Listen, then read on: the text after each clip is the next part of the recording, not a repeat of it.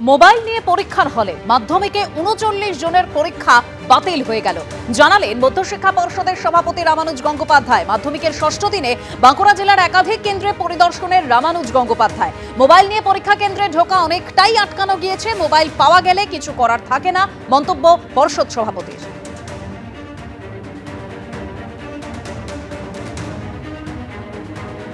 SIR নিয়ে মুখ্যমন্ত্রীকে নিশানা করেছেন সম্বিত পাত্র। শুদ্ধিকরণের নয়, বিজেপির সুবিধার জন্য এসআইআর হচ্ছে দাবি করছেন মমতা বন্দ্যোপাধ্যায়। সম্বিত পাত্র নিশানা করে ঠিক কি বললেন শোনাবো।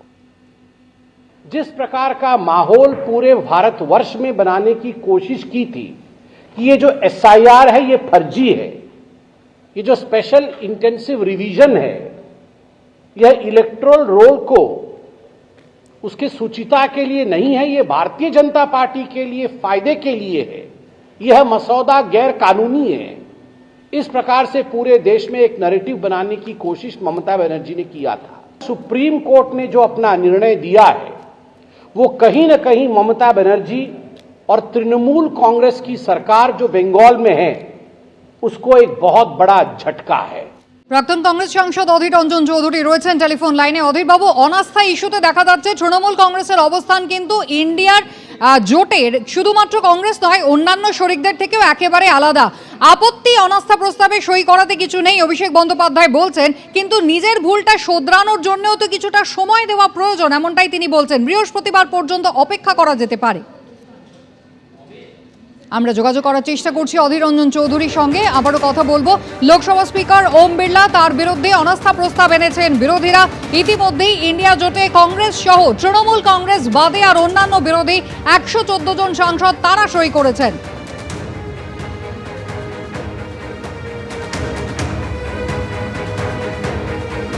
দেখলেন প্যারা টিচার এবং একদিকে মেডিকেল টেকনোলজিস্টদের বিক্ষোভে একেবারে ভোটের আগে উত্তপ্ত রাজপথে। খবরে আমাদের নজর থাকবে, তবে এই মুহূর্তে যেদিকে নজর রাখবো, স্পিকারে অনাস্থা বিরোধীদের প্রস্তাবে সই করল না তৃণমূল।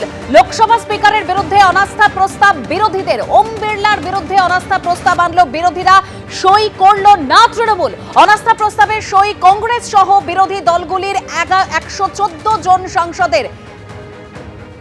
স্পিকারের বিরুদ্ধে অনাস্থা প্রস্তাবে সই করতে আপত্তি নেই তৃণমূলের। স্পিকারকে আরো 2 দিন সময় দেওয়া উচিত, বিরোধী সাংসদদের সাসপেনশন প্রত্যাহার চেয়ে স্পিকারকে চিঠি দেওয়া হোক, দাবি তৃণমূলের সর্বভারতীয় সাধারণ সম্পাদক অভিষেক বন্দ্যোপাধ্যায়। স্পিকারে অনাস্থা বিরোধীদের প্রস্তাবে সই করল না তৃণমূল কংগ্রেস। লোকসভার স্পিকারের বিরুদ্ধে অনাস্থা প্রস্তাব এনেছে বিরোধীরা, ওম বিড়লার বিরুদ্ধে অনাস্থা প্রস্তাব এনেছে বিরোধীরা, কিন্তু সেখানে সই করেনি তৃণমূল। অনাস্থা প্রস্তাবে সই করেছে কংগ্রেস সহ বিরোধী দলগুলির 114 জন সাংসদ। স্পিকারের বিরুদ্ধে অনাস্থা প্রস্তাবে সই করতে আপত্তি নেই তৃণমূলের। স্পিকারকে আরো 2 দিন সময় দেওয়া উচিত, বিরোধী সাংসদদের সাসপেনশন প্রত্যাহার চেয়ে স্পিকারকে চিঠি দেওয়া হোক, দাবি তৃণমূলের সর্বভারতীয় সাধারণ সম্পাদক অভিষেক বন্দ্যোপাধ্যায়ের।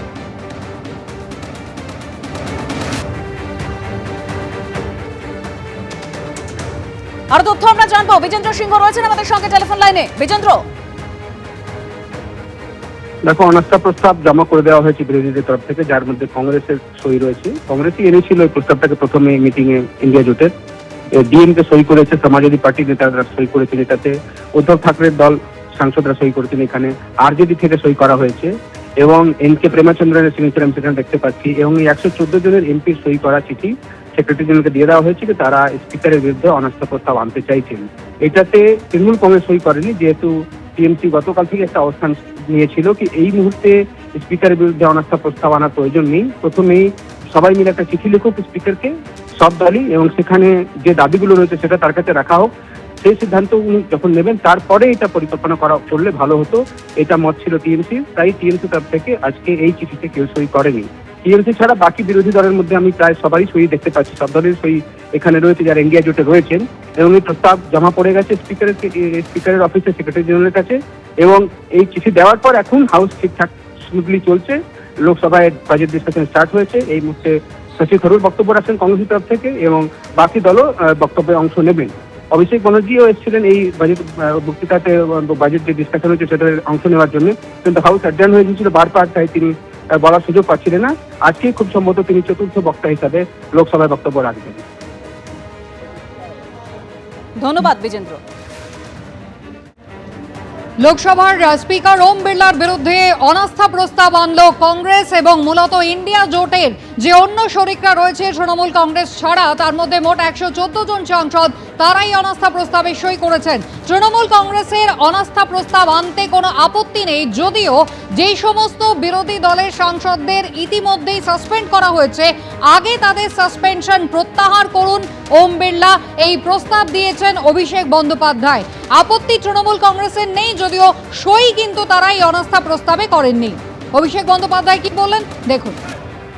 স্পিকারের বিরুদ্ধে অনাস্থায় সই করতে বা অনাস্থা প্রস্তাবে সই করতে তৃণমূলের কোনো অসুবিধা নেই বা আপত্তি নেই।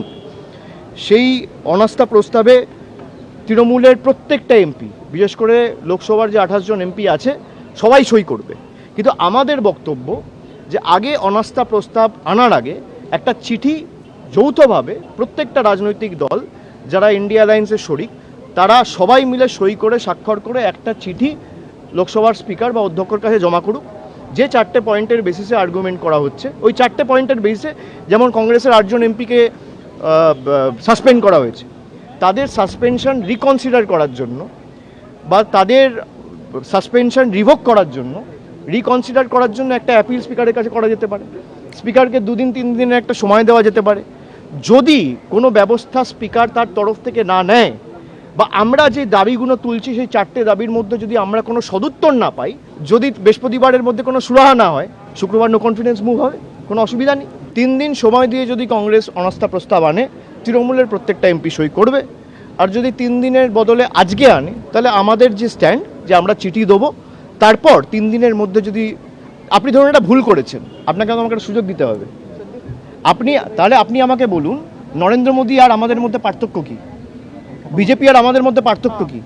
উপরাষ্ট্রপতিকে কথা শুনছে না বলে এক ঝটকায় সরিয়ে দেওয়া হচ্ছে। আমরা এদের মতো নই। এবিপি আনন্দ, এগিয়ে থাকে, এগিয়ে রাখে।